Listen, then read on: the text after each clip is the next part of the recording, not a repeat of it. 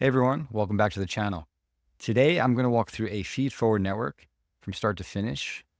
We'll cover the essential components of a neural network. So we're going to talk about neurons, layers, how you feed forward through our network, computing your loss, and optimizing that function to update the weights and parameters of your network, and that's called training. Today we'll be solving the exclusive OR problem, which means if we have a true and true value, we output false. If we have a true false or a false true, those are true in the exclusive OR value, and false false is false.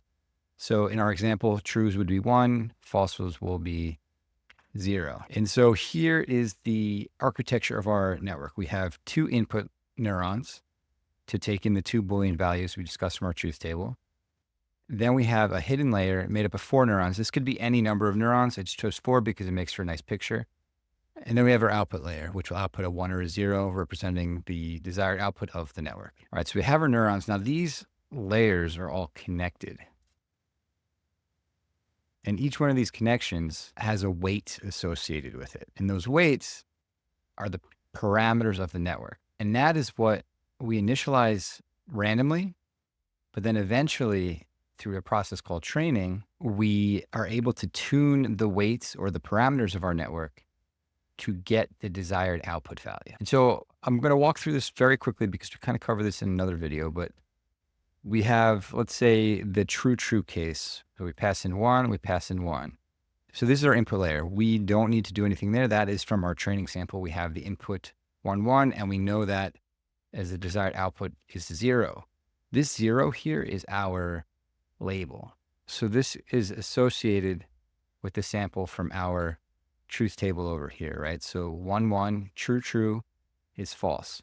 So these inputs to the network are true. How do we get it to predict false? Well, we know we want the 0 output. So when we create our neural network, every one of these weights here is initialized randomly. And there's also an additional parameter for every neuron called a bias unit.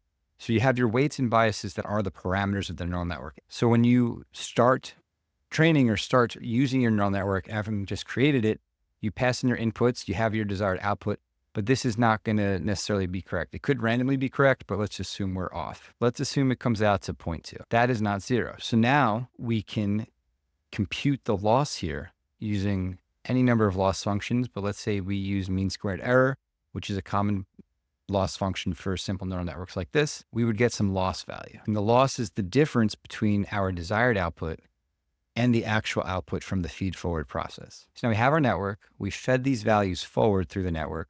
We got our output. We compared it to our expected output. So now we have a loss. And with that loss, we can then update the weights and parameters to reduce the size of the loss. And how did you do that? Well, so this is done through a process called training. And the training starts with computing the loss, as we did. And then basically we update the parameters. But this update step is where the meat of the math around neural networks comes in. To update the parameters, we have to compute something called the gradient, which if you remember from high school math, you can think of it as like the slope of a line. The gradient is the rate of change of an input variable with respect to its output. So how much does changing this input variable change the output? And what we need to do is compute the gradient for every parameter in our network, which this is a relatively small network, but every one of these connections has a weight associated with it. Every one of these neurons has a bias associated with it. And so there's a technique called backpropagation, which is just a way of computing gradients.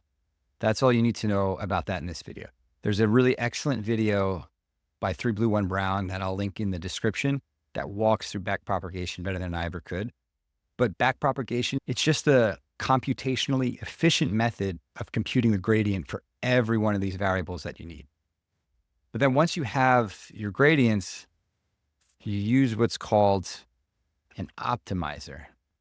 And the optimizer just takes the gradients and updates your parameters. And it tries to do that using various techniques such that you don't get stuck in a local minima and that you can learn or converge, as it's called, very quickly in your network. And so in training, you take every one of your samples, you compute some loss, you update the parameters by calculating the gradient using backpropagation for every one of your parameters and then passing that to your optimizer, which will update the parameters. And then you just repeat this loop over and over again. And that's how you train a neural network. So to recap today, we covered neurons, which are these things that hold a number. Each neuron is organized into different layers, and these layers are connected. And these connections each have a weight associated with them. We pass the input values through our network, which is the process of feedforwards. That gives us the output value of our network. We compare that to our expected output, which in this case was 0.